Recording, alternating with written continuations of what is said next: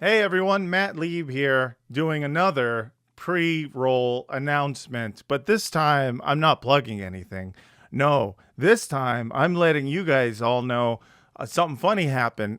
So we recorded this episode with Omar Baddar. Great episode. You're gonna love it. Here's the thing.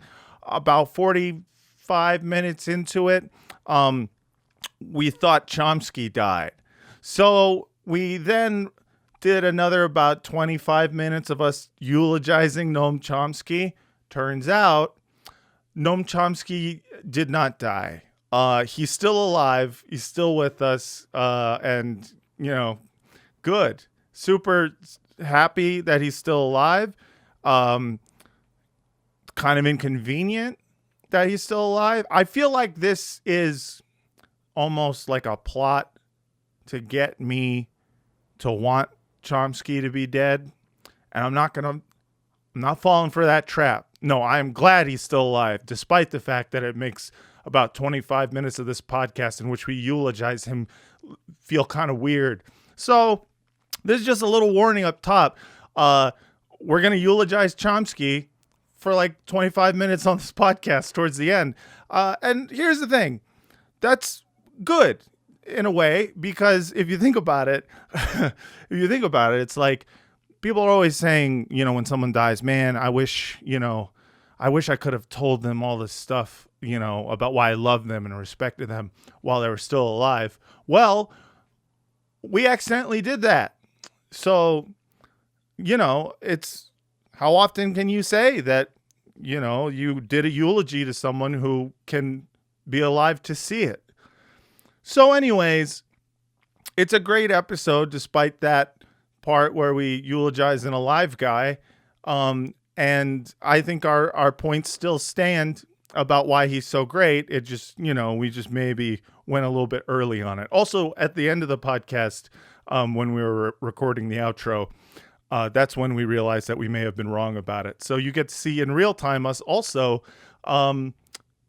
realizing that we did that. So enjoy this podcast, and once we get to the eulogy part, you'll see me again. Okay, have fun. We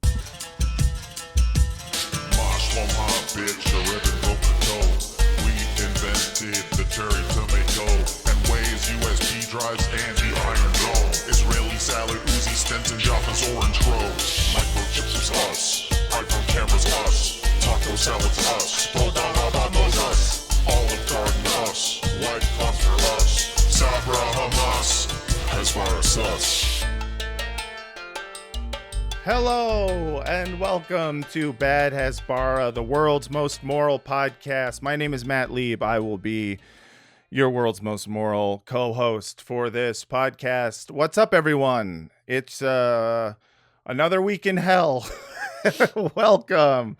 Things are going good here. I'm so glad y'all are joining us for another episode of Bad Hasbara, where we break down Israeli propaganda, and it's great to be still doing this podcast for this long. Thanks to everyone who supported us on Patreon, patreon.com/badhasbara. It helps us to, not just continue doing the podcast, but expand our capabilities. For example, I now have a Benjamin Netanyahu soundboard. I want you to come.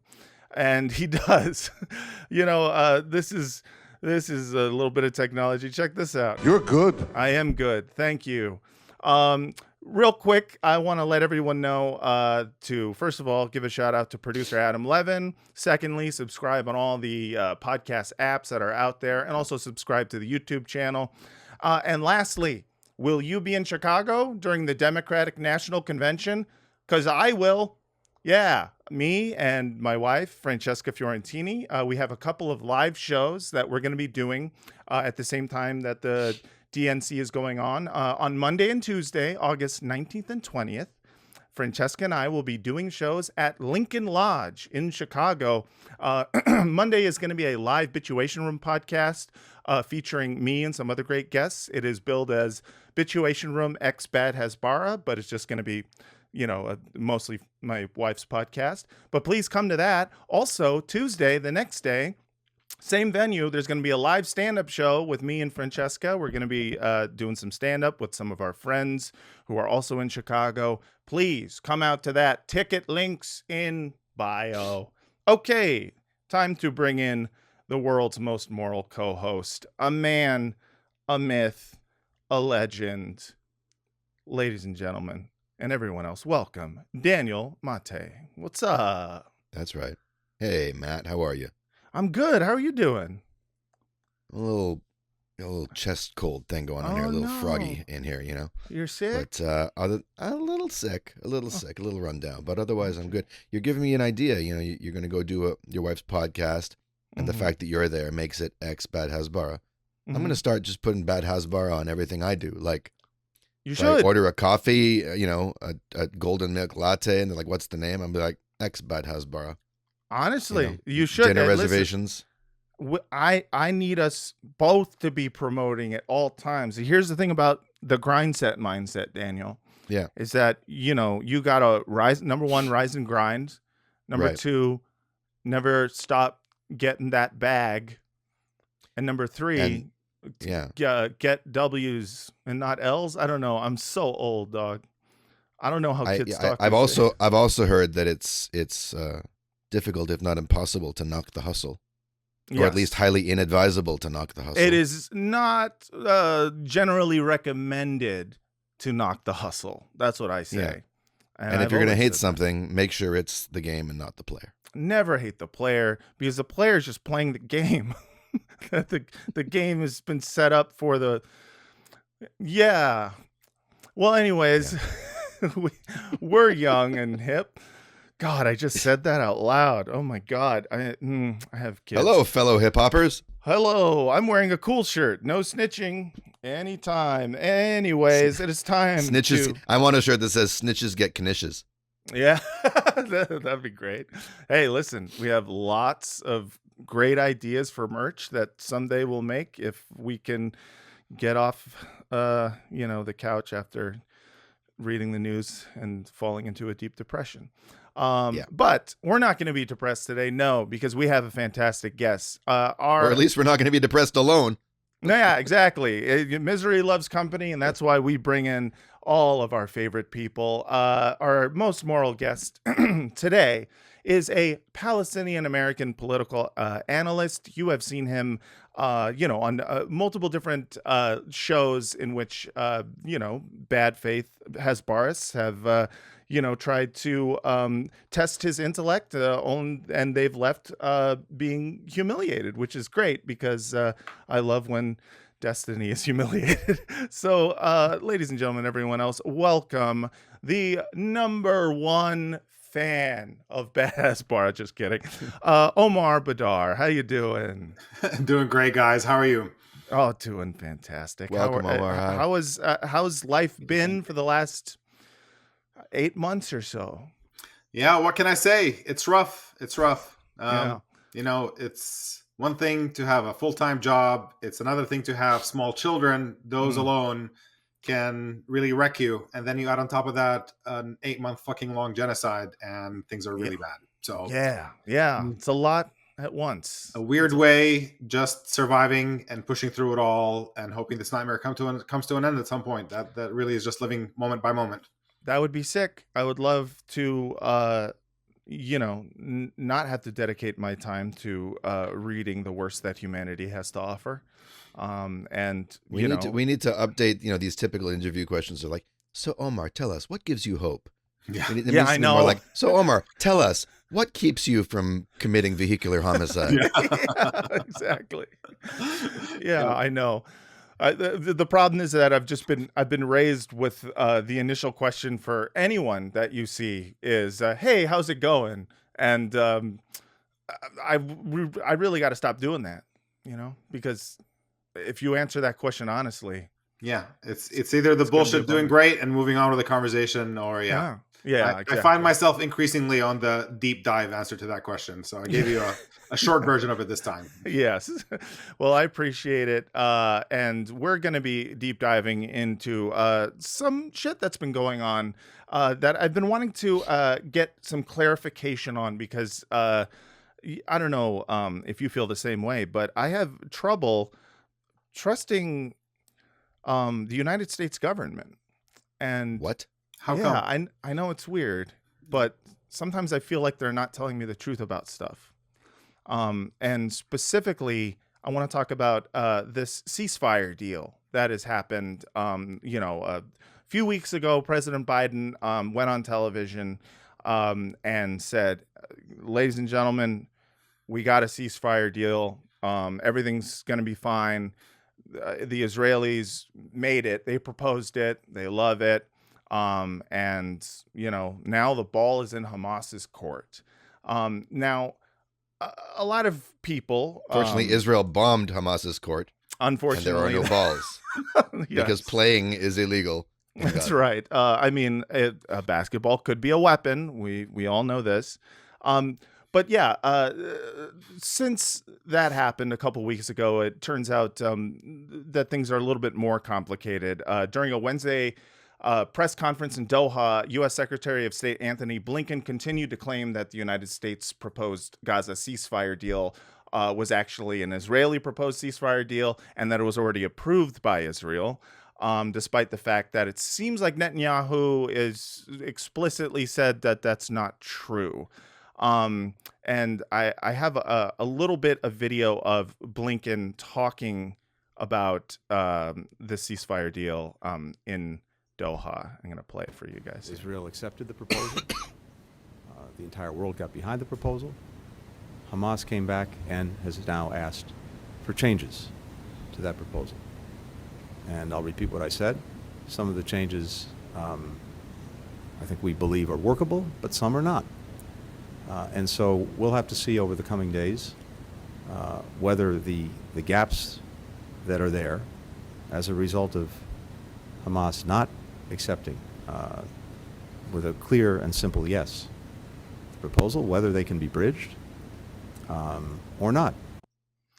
So I want to ask Omar, what is actually happening with the ceasefire deal? Is this actually the case of Hamas is just not doing a ceasefire deal because they're bad and their souls are bad? Yep. It's funny, Matt. I think it's probably worth, just for a bit of context, to understand what the Hamas position is and what the Israeli position is. Okay, but before you do that, I warn you, context is anti-Semitic. Yeah. Go on. And anything other than a clear and simple yes. Yes, Yep. You have not asked me to condemn is Hamas. you doing Yeah, the Holocaust so- on this Yeah. podcast. that's right. Clear and simple yes. Yeah. So we'll see if nuance is allowed Yeah. in any way possible. I'll just give it Sure. a shot and see how it goes. Okay. So Hamas wants a deal in which there's a permanent ceasefire and they're willing to give up all the hostages for that permanent ceasefire. And Israel's position is, we would like a temporary ceasefire, get the hostages back, release some prisoners, and then continue the war on Gaza until Israel wins and Hamas is defeated. One of these deals is a ceasefire and the other is not. And it's not Right. very difficult to understand which is which. Sure, And- sure. I guess the one in which the fire doesn't cease is technically not a ceasefire. Yep. So, yeah. It's a break. It's a water break. Sure. Get everything that you want from one side. Get them to give up everything that they have, and Mhm. then you continue on destroying them. Right. And you're It's a surprised that's postponement not of the deal they a want. it's a postponement of a death sentence. Yep, exactly. Mhm. And the American proposal, the one Biden put forward, is effectively a version of an Israeli proposal. It was phase 1 is the temporary ceasefire, phase 2 is the permanent one. Now, Israel's condition to move from one to the other is the complete surrender of Hamas in between. Obviously, something that Hamas is not going to do. Right. Oh, or agree to. Yep. Yeah. And Biden cleverly left that condition out when he was explaining what this proposal was. He Mm. just said there's going to be some tough things to negotiate between phase 1 and phase 2, But as long as negotiating is happening, that temporary ceasefire can be extended indefinitely. Sure. And what's interesting is that both Hamas and the Israeli government were very suspicious of that announcement. They were not sure who was being tricked in the process. From Hamas's perspective, they're worried that this is a ruse, get them to give up all the hostages, and then the war continues. And from Israel's perspective, Netanyahu's perspective, he's worried that they agreed to a temporary ceasefire and then real heavy American pressure will be applied to turn it into a permanent one. Right. And you could see some allusions to that when Biden was talking about how Israel has already won, Hamas has already been degraded. There's all these indications that they just really want to make this a permanent thing and be done with it. And so the Israeli government very quickly came out and made it very clear, including Netanyahu himself and other ministers, saying the only deal we've put on the table is one that allows us to continue the war until Hamas is defeated. And so any person with a brain understands that this is a rejection of any possibility of a permanent ceasefire. Yeah. And yet we're stuck in this bizarre world where American government officials are so invested in doing, pardon the pun, bad Hasbara on behalf of Israel that they literally are telling us to disregard what the Israeli government is saying and to take the Americans' word for it that Israel is really agreeing to the ceasefire and the problem is Hamas. And what Hamas is insisting on... Oh, they're just modest. They're just so modest about their peacenik orientations. They act all tough, but behind closed doors, my God, they really want to see an end to this. Just cuddly teddy bears. I swear to God, like you wouldn't know whether to laugh or cry. And Hamas's insistence of saying that's fine, we agree with the general framework, but we need some guarantees that the war is actually going to end. Those are the unworkable conditions that Hamas is presenting. Right. Unworkable because they want a permanent ceasefire. I mean, again, if you're only watching mainstream American television about this, you could very easily come away with the conclusion that Israel and the United States are desperate to put an end to the slaughter, but Hamas wants to continue it just for the fun of it, instead of actually understanding that broader context. And there isn't a shortage of instances in which American officials are lying to provide cover for the Israeli government. It started long before, but even if you just want to start counting with this particular configuration of the genocide in Gaza. I just remember history started October 7th. So that's right. Yes. If we start starting with that history to today, you remember the 40 beheaded babies that Biden insisted he saw the pictures of. There was the Hamas headquarters underneath the hospital. Yeah. Biden confirmed that U.S. intelligence backs this up. Like it's one lie after the other. And there seems to be no depth to which American officials are not willing to sink in order to cover for Israeli lies and propaganda. And that's exactly where we are. What's strange about it to me is the fact that, I don't think it's anything new for the American government to lie to its people, especially regarding foreign policy. What's strange is that they seem to be okay with both adopting and defending the Israeli Hasbara, which is so clumsy and bad and clearly fake. Debunked within hours usually. For example, the under the Gaza hospital, in which I think it was Daniel Hagari pointed to what he called a list of hostages that turned out just to be a calendar. That's right. There's Matt, don't minimize that, okay? Yeah, no, I'm sorry. I mean, it was basically like the Hamas version of "Friday I'm in Love" by The Cure. Is Monday I could kill some Jews. Tuesday, Wednesday, Thursday too. Exactly. They were just listing. They were listing all the days of the week on which they'd like to wipe out the Jewish people. And you know what, Matt? There wasn't a single one of those days missing. It was all 7 of them. That's right. They're doing it, 24/7, 365. But just seeing them defend and try to back up this Israeli propaganda seems strange to me because it's so clearly false. It's Biden having to stoop as low as saying, I saw the beheaded babies. Although in his defense, he's so out of it. Who knows what he thinks he who saw. Knows what he saw. I saw unicorns too. Yeah, exactly. I saw my father in the clouds too. We talked. This guy is very, very he's seeing images of the other world at this point. But the only thing he doesn't see is the only thing he can't see is exits from stages. No, yeah, or he doesn't know where the stairs are, or or what camera to look at when he's currently being filmed. But you'd figure that after like one or two of these like humiliations in which they are defending an outright lie, that they would just say, hey, Israel, we got this. Well, let us lie for you. You're clearly have grown out of touch with like Western sentiment, and you're going on TV and being like, actually, it's woke to kill, Palestinians because they don't believe in leaning in or whatever. So what is the calculus here, as far as in terms of the United States and their commitment to backing up these easily refutable like lies? Look, I mean, it's funny. I think this entire thing that we're watching right now, it's a bit of politicians being stuck in an old mindset. There was a time in which Israeli propaganda was good, very well done. Yes. It dominated the narrative. There was no counter narrative. That's the premise of this podcast. Yeah. Is kind of what the fuck happened. Yeah. Yeah. And like we should during do a those parody. times, We should do a parody episode of Good Hasbara, like a nostalgic in black and white. Yeah. We should. Back when shit was like so easily Slick explainable. Yeah. Yeah. There's that newspaper clipping thing of what they do. First they blame Palestinians, and then they say it was a crossfire, and then they say, okay, we did it, but it was an accident and human Right. shield. Like that list, at least that was something in which you can very gradually. By the time you have to reveal the truth, people have moved on to a different story. And so right, exactly. It used to be gradual because these things used to not move so fast. But, ever since the beginning of this, like clearly, psychopathic campaign of death, they've had to like do all of this within the span of hours. So they go from we didn't do it to we had to do it, and it's actually okay to do it, and you're racist for not wanting us to. And look, I mean, that extremism is reflected in the trends within Israeli society itself, and I really do believe that it is almost entirely driven by U.S. impunity for Israel over many, many years. There's nothing unusual about the fact that power corrupts, and people with absolute power will absolutely abuse other people.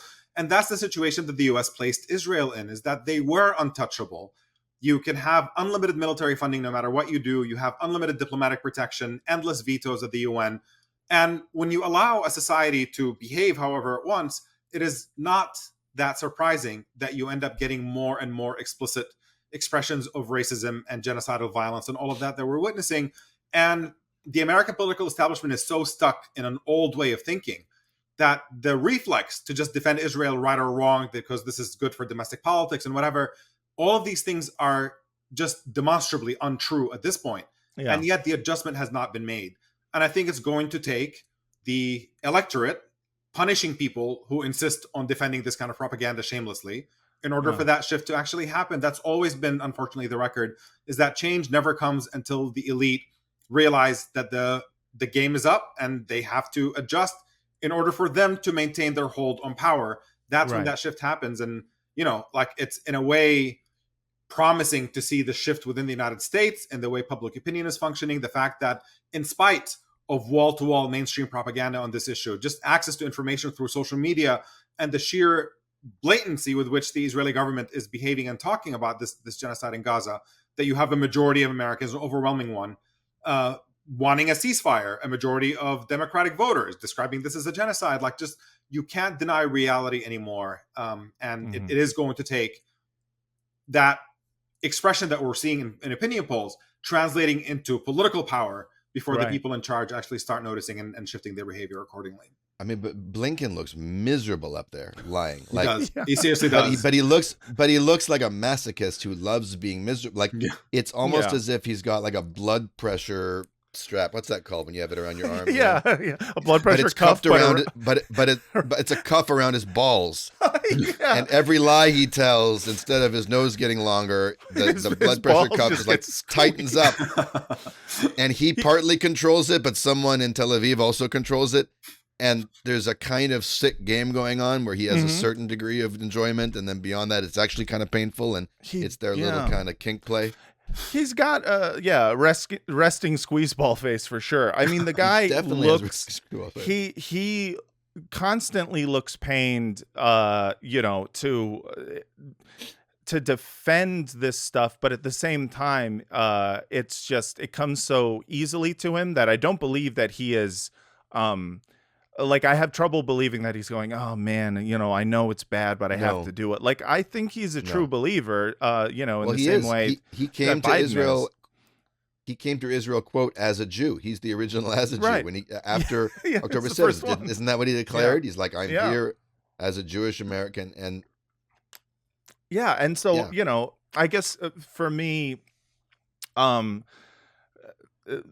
think not just for me, but for a lot of people, the big awakening here is the fact that it really will take the electorate punishing politicians for them to be like, okay, fine, genocide's bad, which is like, it feels insane to me, because you'd figure just like, on a moral level, you would be like, genocide is bad. Yeah, Or Washington does not function on a moral level at all. No, it Yeah. certainly doesn't. I would never expect it to, because you guys think even if the Democrats lose, they'll learn their lesson? no, That actually of is course- a big question. Yeah, I've No. been having debates about that.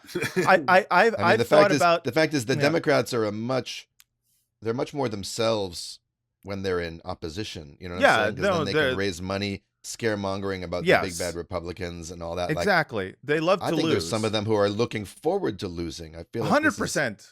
Yes, Yeah. but I guess the general idea that if they lose, then they will learn a lesson, I think is, I thought that after 2016, I was like, if they lose to Trump, Yeah. certainly they will learn that they'll learn something. So here's the contrast, and I'm curious in what you guys think as well. yeah, In 2016, right, there was the Bernie or bust movement who said, Right. as punishment for the Democrats screwing Right. Bernie over, we're not going to vote. And the idea was that this was going to teach the Democrats a lesson when Hillary loses. Mhm. But the reasons why Hillary lost are in huge dispute. Some people will Sure. say it's sexism. Some people will say she did not campaign in the Midwest. And Uh-huh. so when you have many, many possible explanations, it's harder for the establishment to learn the lesson.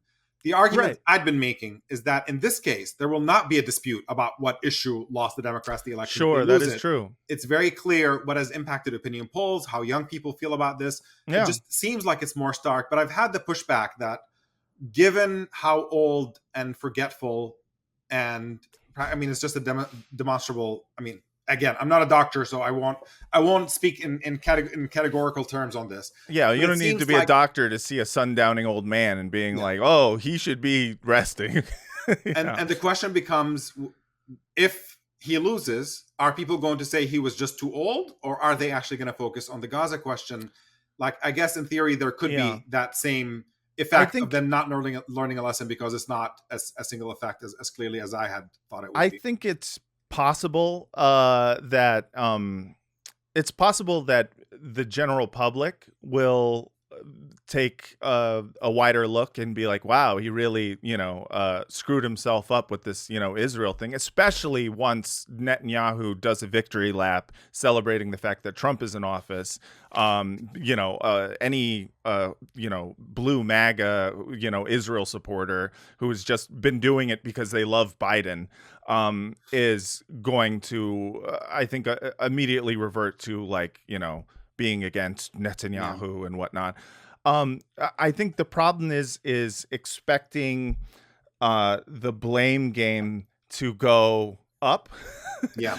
where it should be, and then instead it'll just go down. It'll be, this is what the left did. This Yeah. is what happened after 2016. Everyone blamed the left. Everyone blamed Bernie or bust, even though it was like there was such a small margin by which Hillary lost certain states that you really could blame any single of the one of these things. But the main issue being like the voters are not to blame here. It is your job as the a voters out, politician exactly. trying to win. Yeah. to Well, get in the elected. case of But here's- 2016, they also found an entire foreign country to blame, and then they obsessed about it for That's true. That's That's right. true. 6 years. Yes. And in this case, I don't know who they would blame. Russia. I mean, or Iran. I mean, we've heard Pelosi desperately and reflexively. It's just an automatic reflex for her when there's people protesting outside of her house. She's like, China. Sure, there. Yeah. Russia, this Yeah, is or Russia, right out of the sure. Kremlin's playbook to oppose Yes. Israeli genocide. Right. So, they could blame his age. They could, and there's going to be stuff at the DNC, so they'll have stuff to pin on protesters too. Sure. They'll always find a way. They refuse to learn. I mean, unless AIPAC just gives up on them and then shacks up with the Republicans, and then the Democrats are a little freer. But I just don't see it. And those who aren't completely ideologically committed to this Zionist nightmare are totally cowardly and craven. You've got people like AOC doing these anti-Semitism panels with. Yeah. I mean, I don't mind you wanting to talk seriously about the problem of anti-Semitism. That's fine with me. I'm not going to oppose that. But the guest she had on, at least use some of the resources around you to check whether or not the people are going to be that you're talking to are dealing with this in bad faith. And I feel like it's just been the amount of politicians who have actually been good on this subject are so few and far between that I just don't. It's hard to have hope on that level. Yeah, and Tiny- their own tiny bit party of and their own pushback on party this. is trying to sink them right now. Jamal Bowman, Yeah. Hillary I know. Clinton is pushing his opponent right now. Yeah, All right. that's Go right. on, Omar. And lots of funding, by the way, from Republican sources weighing in into Democratic primaries to try to defeat people who are critical of Israel. I mean, they're completely shameless about it. Sure. But just a small pushback on the AOCs and many others in Congress, and the Jamal Bowmans for that matter. On balance, right? Like in a world in which there is no political calculus, obviously those are people who would be worthy of criticism. Sure. But looking at where Congress has been historically for many, many years, and to end up in a situation where today you have members of Congress who are willing to say that Israel is practicing apartheid, Yes. Israel is committing genocide in Gaza, Yes. that to me is huge progress. I And completely agree. even though they don't always say the right thing, and I certainly have no shortage of criticism of many of these progressive members, on balance, I see them as moving things big picture in the right direction, and certainly something to build on as a sign of Right. where our politics is shifting as well. Yeah, I certainly don't Or at focus. least they're pushable in the right direction. They've Yes. been pushed in the right direction and they've moved, and you got to respect that. Yes, I do respect that, and I personally I don't focus on the criticism of the quote progressive members of Congress and whatnot in the way I think that you see often, especially online, like people on the on the online left are like, you see, this is her the whole time, when it comes to AOC. Personally, I'm just like, AOC is someone who I think is movable. And not in the way that a liberal Zionist, that a lot of people are like, oh, we can bring the liberal Zionists in on this. It's like, good luck. They've built a narrative around this in order to silo themselves from having to have any other opinion. But AOC has been, I would say, good when it comes to this issue compared to members of Congress, which of course is not saying much. Not the best pool. Yeah, not the pretty best low bar. pool. But just in terms of like the electoral stuff, when it comes to would Democratic politicians learn the lesson here? I would hope, but it just it's not something I have a hard time being optimistic about. Yeah, and honestly, also there's another scary bit beyond the lessons learned and the blame game and all of that. Suppose Biden loses the election over this and Trump comes in. Yeah. And even though Trump, unlike Biden, does not give a shit about Israel on a personal level, Right. all of his political incentives are to basically give Israel an even bigger carte blanche. That's Right. his party base. He's surrounded by Jared Kushner and David Friedman and the most fanatical pro-Israel people imaginable. Right. And right now he is hitting Biden, claiming that Biden is too pro-Palestinian. I mean, just all kinds of I know. absurd nonsense. I know. Same with Schumer. So if Trump comes along and says to Israel, you have U.S. blessing to finish the genocide in Gaza, just push them all out, Right. and we'll back you no matter what. How do you look back and say, like, just there will be a lot of gloating of people who said, you didn't vote for Biden because of what he did to Gaza, but look what you got. You got somebody who did much, much worse to Gaza. Like the whole thing is a minefield. It just seems like no matter what direction the election goes in right now, it is just depressing on all fronts. Yeah, I guess for me it's hard to like look at that, like Trump winning that election and go like, well, this is because these kids out here are not politically pragmatic. To expect from voters this sort of like allegiance to a degree in which they will even vote for you when you commit a genocide is, I think, it's a ridiculous expectation. And to say like, well, Trump would, do it worse. It's like, I fully believe that he is and capable of that. But I think it's a ridiculous expectation to have people like do that kind of political calculus when at the end of the day, what you're really trying to do every election cycle is get them to vote, period.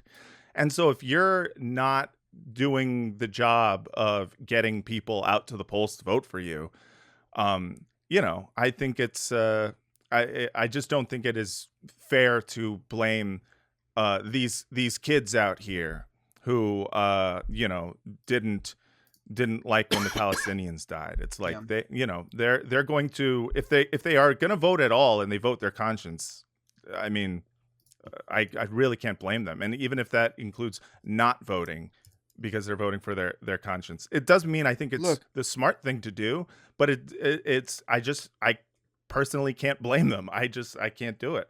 Before we get any further, we're going to do a quick commercial break, and then we'll be right back with the rest of the podcast, which, once again, is going to be about how Chomsky died, even though Chomsky didn't die. So stick around. We'll be right back.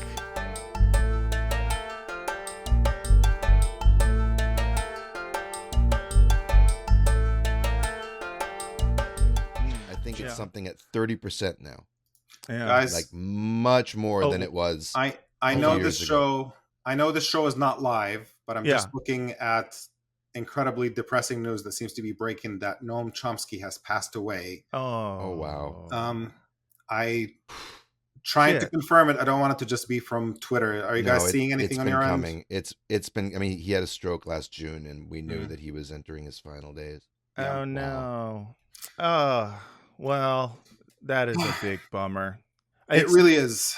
Yeah. It's not a live show, but I think I'm not going to cut this out because that is we can probably use that as a segue to move on and talk about Noam Chomsky for a little bit.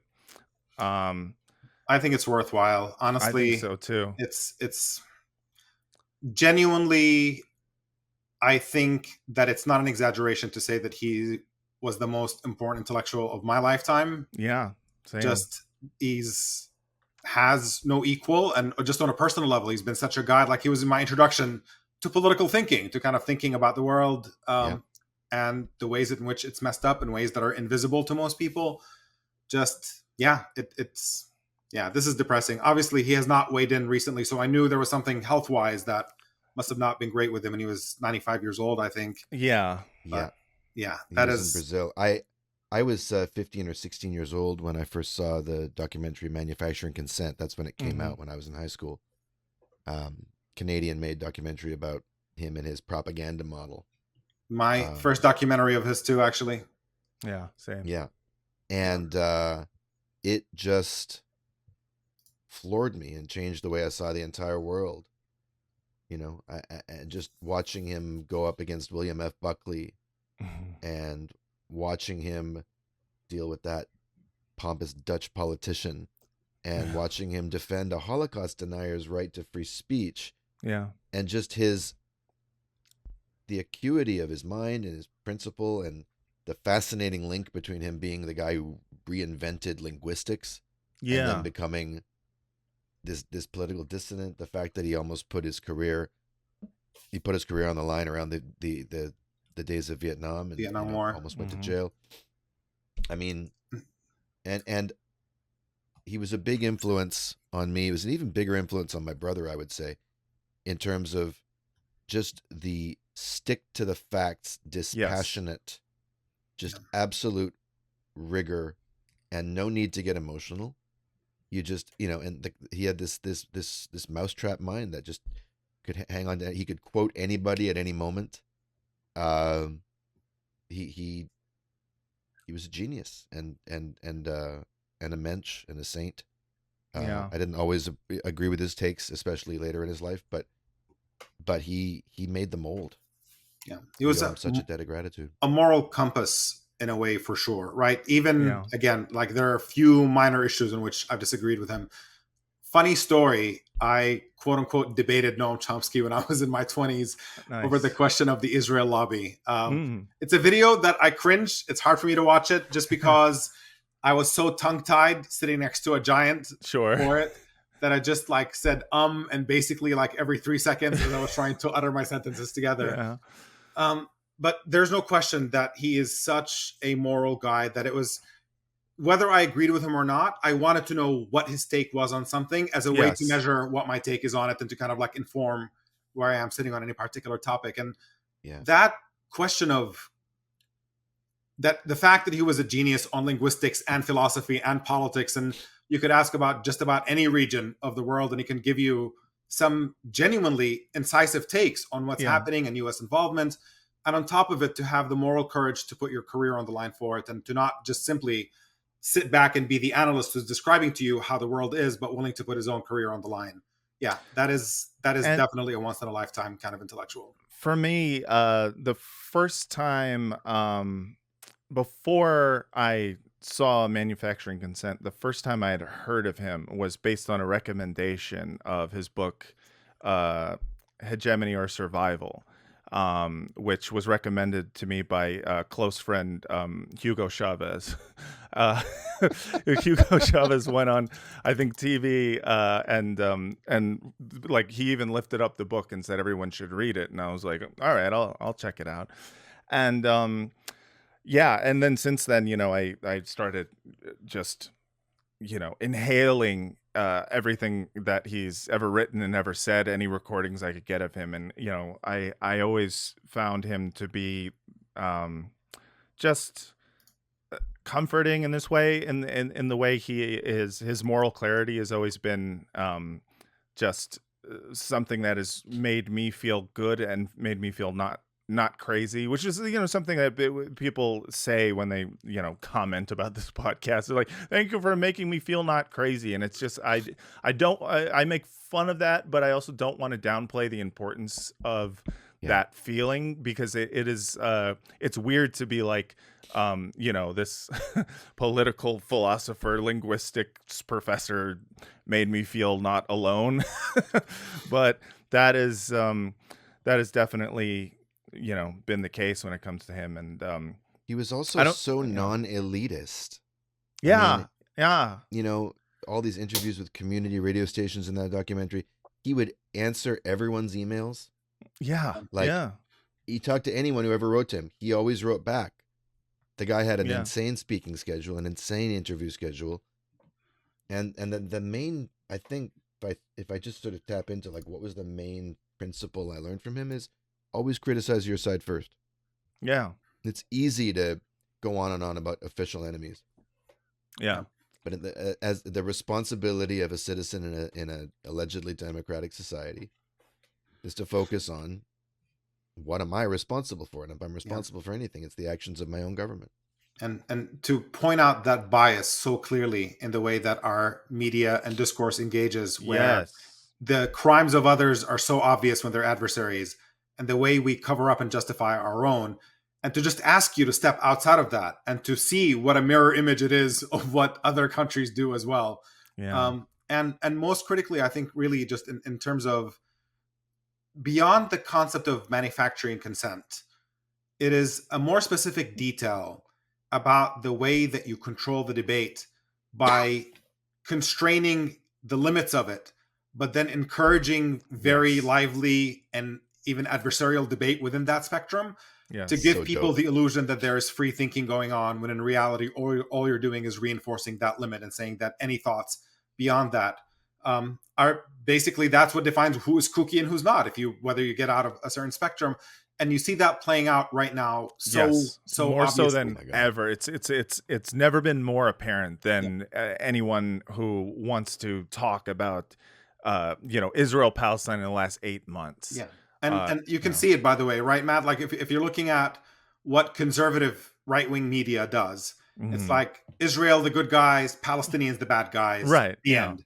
And then you see what the supposed liberal end of the spectrum is, and it's Israel, the good guys, Hamas, the bad guys, Palestinians, poor innocent victims caught in the middle. Yeah. That's the supposedly liberal lefty position. Right. And then any step beyond that to actually explain that the Israeli government is not a good actor here, that they're an apartheid regime that is effectively the most responsible party for putting us where we are today, that is not a piece of analysis that is allowed within the spectrum of acceptable opinion in our mainstream political and media discourse. And it's I think all the way down the line, you take the thing about, does Israel have the right, what's Israel supposed to do after October 7th? Like that's such a cardinal example of the kind of thing Chomsky's talking about. Yes. Because on one end of the spectrum, it's Israel has the right to go crush Gaza and decimate, do whatever it wants to do for as long as it wants to do it. The other end of the spectrum, Israel has the right to defend itself. It just needs to be proportional. Right. And it needs, but what's never said is Israel doesn't have the right to self-defense. It had the right to self-defense on October 7th while there were people inside of its territory. It had the right to protect its citizens. It had the right to shoot any attacker dead while they were attacking, But as the occupying power, it does not have the right to self-defense, and it doesn't have the right to fire a single bullet inside of Gaza. That's right. And it's funny. And Chomsky would just, sorry, Matt, just to, yeah, please. That the excellence of that point is that citizens in a society like ours, who get where it seems like there's a free debate, we're more heavily propagandized and indoctrinated than North Koreans are, or Soviets were. Where it's so clear that it's brutality that's keeping the discourse limited, as opposed to this illusion, this chimera of free speech, free thought, and all that, and it's so effective. And so violent. Yeah. You talk about setting the parameters of the debate in a way in which anything outside of those parameters is kooky, and the way in which people kind of like people forget that they need to immediately reject whatever premise is being put forth by these Hasbaras, because the premise itself is bent towards something that is usually not in touch with reality. For example, one of the various Twitter Hasbaras that like Elon Musk has propped up in the last few months said something along the lines of like, okay, so you guys say October 7th doesn't justify what's going on in Gaza right now. Well, tell me, what does it justify? That was the question.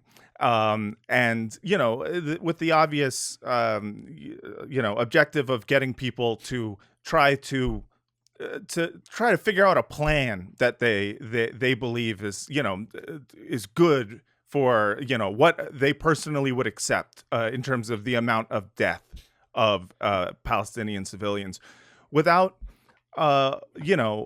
once seeing people who would just reject the premise outright and being like, the idea that you are justified in doing literally anything other than if someone is shooting at you, you shoot back at them. It's like it's clear that people are being told that this is whatever, that there is justification in some way. We just disagree on the amount of death of Palestinians. We agree that no matter what, it is inevitable that Palestinian civilians will be killed, and frankly should be killed. But you're saying we can't have 20 gallons of blood? Okay, fine. How much blood can we have? How many pounds of flesh? How many Sorry pounds to of get flesh? anti-Semitic about it, but Yes. And look, right, there is the quote unquote realistic way to think about this, which is, of course, Israel is going to retaliate. The question is just a question of scale. Or you can ask the more obvious moral question here Right. of, if the goal is to end this, how do you end it? Right. And a useful question to answer that is to say, how did we get here in the first place? Yes. Like, and nobody's willing to go back that extra inch of just asking, what is fundamentally wrong and broken here? So frankly, when people do this gotcha of like, if you were Israel on October 7th, how would you respond? What would you do? I honestly don't mind answering that question extremely straightforwardly. Yes, providing all the context of what life was like for Palestinians before October 7th is important, and talking about how Israel has killed far more people in Gaza. Like back in 2014 and 2008 and 2009, there have been far bigger massacres that Israel has committed in Gaza, killing infinitely more children than had happened on October 7th even. Mhm. All of that is important context to understand how we got here. But if somebody were to say October 7th, what would you have done? You could very easily say the Israeli government should have offered to end the occupation and the siege that is imposed on Palestinians everywhere, and apartheid rule, and demand in return that every single person involved in the killing of civilians on October 7th be turned over for trial. That's right. That is a moral position that you can take, Yeah, in which yeah. you're saying nobody gets to get away with something horrible that they have done, but you're also addressing the underlying injustice that keeps us stuck in a situation in which violence is inevitable. It's going to keep happening over and over again. And this delusion that Israel has, that if they just suffocate the Palestinians a little more and brutalize them a little bit more, they're going to bring an end to this. Yeah. That suffocation and brutalization is the reason why we ended up here in the first place. I mean, this absurdity of putting somebody in a cage and constantly brutalizing them in that cage and saying that's because they're dangerous. And then one day this person escapes that cage and attacks you. And you're like, see, that's why I had them in a cage. No, the reason they attacked you is because you had them in prison and brutalized in a cage for this long. That stuff just gets completely overlooked. And it's such a, it seems to be a rather obvious point if people would just bother make it, as opposed to being stuck in Israel controlling the narrative. And again, back to controlling the framing. Like even somebody like, what's his name?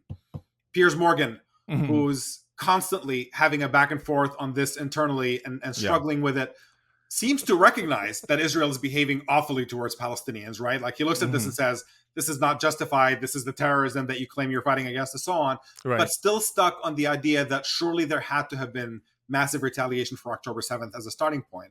Right. And right. You're exactly. making it difficult for me to enjoy the bloodlust revenge for October 7th. It's just gone a little. I don't Isn't know there a where it went too way far. that you could kill some people, but not kill all the people? I refuse to do his accent correctly. I'm incapable of doing a British accent, so I'll leave it to you guys. This is the only one I can do. I condemn Hamas, yeah. Well, anyways, a big, huge, incalculable loss to the world and to, anyone who,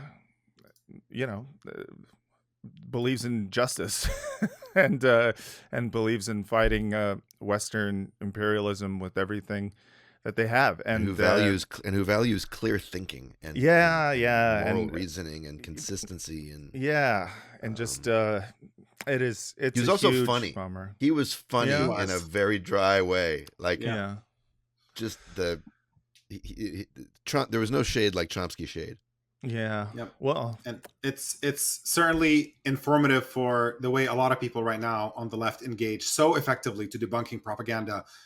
It's not, Yes. it sounds like a poetic sentiment, but the idea that Chomsky lives on in so many people who have taken bits and pieces, they bring, like, no one person can embody everything that Chomsky has brought, but everything that Chomsky is diffused in so many people who do different bits of what he did so well. yeah. Whether And just it's and also just as him being an anti-Zionist Jew, him being a Jewish voice that was able to just kind of soar above this like Zionist madness. I don't know whether or not he explicitly considered himself anti-Zionist, but he certainly had. No, he would never. He would never have used that phrase. Right. And in fact, back in the day, he spent some time on a kibbutz, He had Yeah. some soft sympathies for the Sure, of course. the anarchist, Right. you know, the kibbutz ideal, but he quickly saw all Right. the ways in which it was Yeah. totally degraded and He's racist. And, certainly, but he was, he wasn't anti anything. He was pro justice, pro truth, Yeah. But just, you know, and I guess as anti imperialism.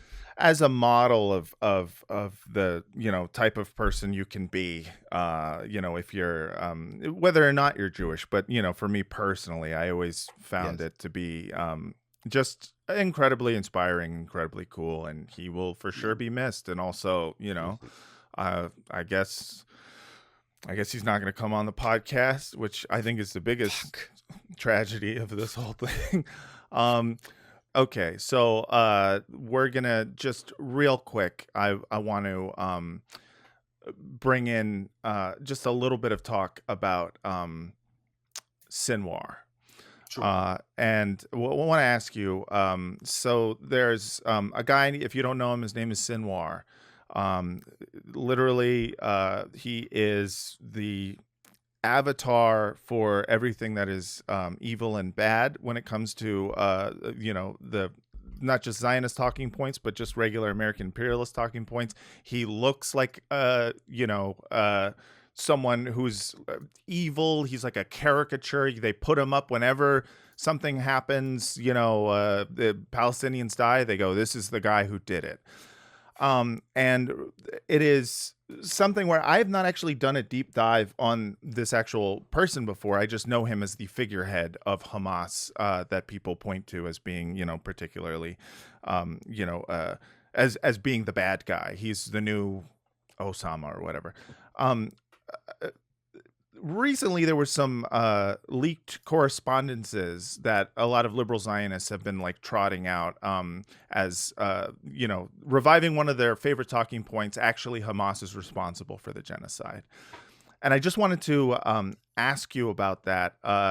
Like, what exactly is the feeling amongst people in, I mean, you're in the American Palestinian community as an American Palestinian, but just in general, like, how much is Sinwar actually, you know, like involved in people's thinking on a day-to-day basis in Palestine? And like, what you only, because you never actually see him anywhere except for being propped up as this evil prop. What is the deal with Sinwar? Yeah, look, honestly, I don't think he factors in a lot in the thinking of people in the United States who are involved in the issue of Palestine.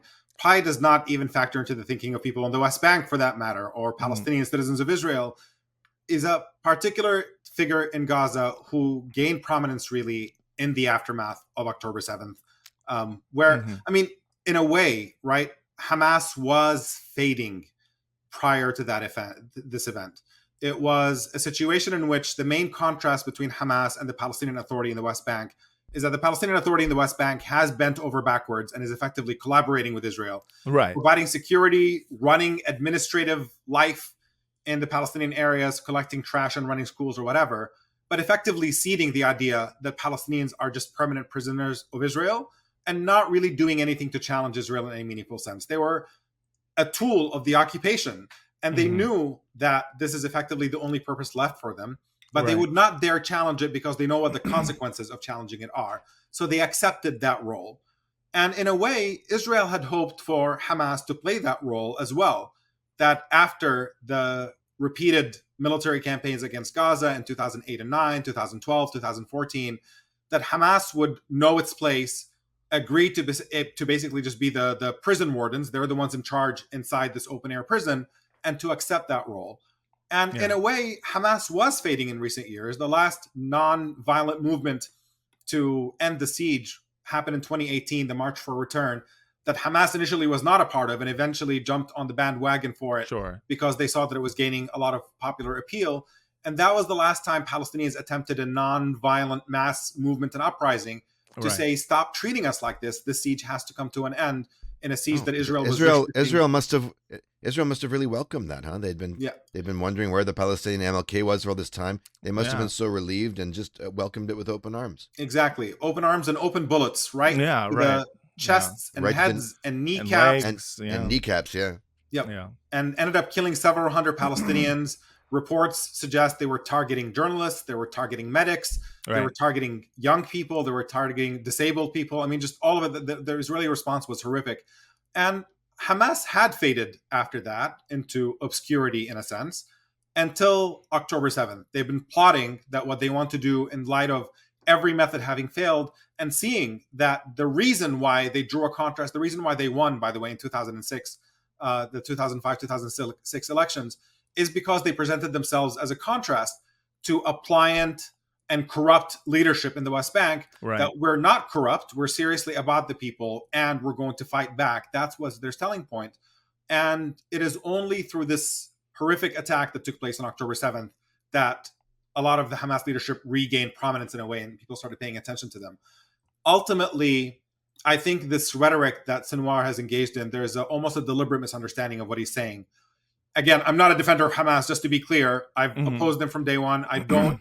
I have no trouble pointing out that in addition to the fact that they have effectively endorsed and enabled crimes against civilians in the past, there's also the way they rule Palestinians themselves, which is that they are also authoritarian and don't tolerate dissent and have a lot of their own problems as well. Sure. So saying this is not to defend them in any way, but it's also a fact that when Hamas leadership say this war is a public relations disaster for Israel, this does not mean that the Hamas leadership wants Palestinian civilians to die. It is a lie to misframe it that way.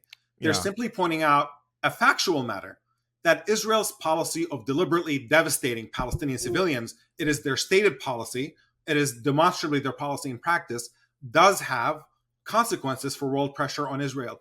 To observe that reality is not the same thing as wanting innocent people to die. Hamas has been clear, just back to our original point, they want a ceasefire. In the long term, Hamas knows it can't win a direct confrontation with the Israeli military. What they're counting on is that the world at some point would intervene, knowing that the only way Israel is going to win on the ground is through genocide, that this is something that the world is not going to allow. That's what they're banking on. That, in a way, remains to be seen. But that is what it means to say that Israel is paying the cost in terms of public relations of the crimes they are committing in Gaza. We have to be very clear that when Israel devastates the infrastructure in Gaza, they do it because they believe, as they say, that devastating civilians is a positive means for them to put pressure on political leadership.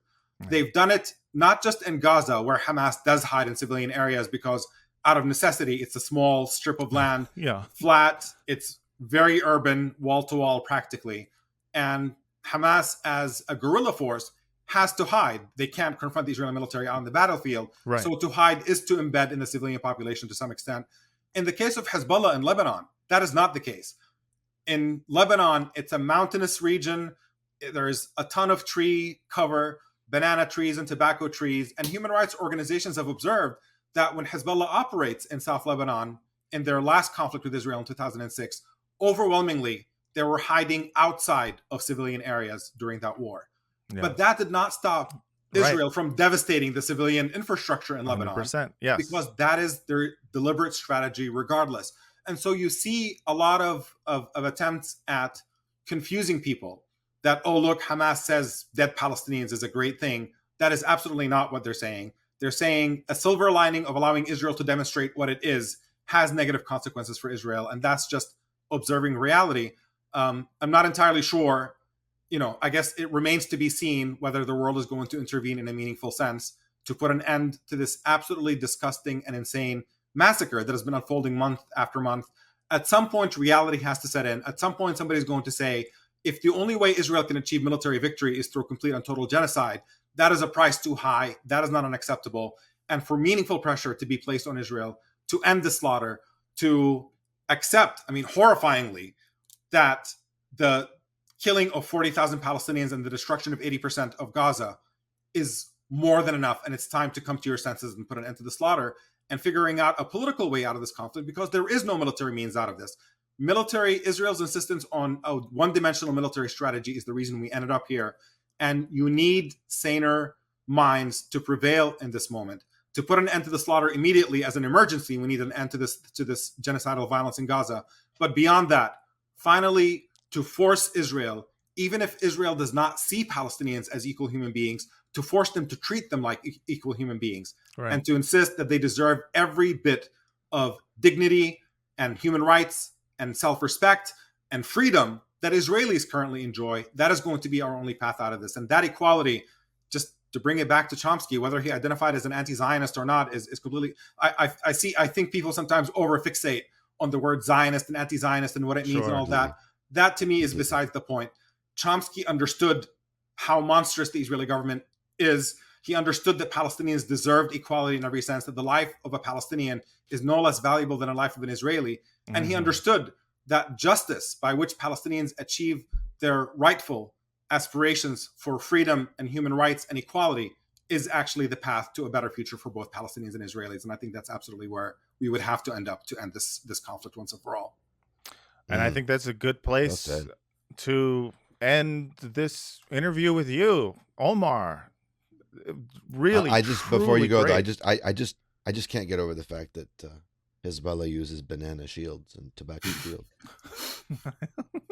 It's horrible. And endangering the lives of trees so callously. Yep. Yeah, I mean, listen, these trees deserve the same rights as Palestinians, being that they are both inanimate objects to Israeli eyes. Jesus. Omar, truly a pleasure talking to you. Thank you so much for coming on. Where can people find you? Where can people find your work? I am loose on social media these days. You can find me on Twitter or X, whatever you want to call it, at Omar Baddar. It's just my full name.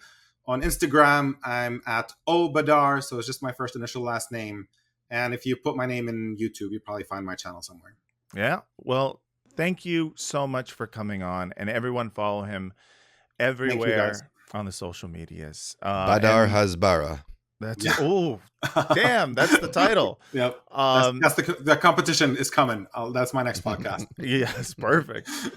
All right. Thank you once again to Omar for coming on the show and talking to us about some Hasbara, and then also talking to us about the life of Noam Chomsky, which we are now getting conflicting reports as to whether or not he actually did die. Manufacturing condolences. Yeah, right. We might have been manufacturing condolences. It happens to the best of us, but we will see what happens with that. Hopefully he's still alive, but if not, then all the condolences stand. Yeah. But anyways, thank you so much for listening, everyone. We love you a bunch. We sure do. Patreon.com/badhasbara. Email us badhasbara@gmail.com. And all right, until next time, from the river to the sea, thank you for everything, Noam Chomsky. He's still alive.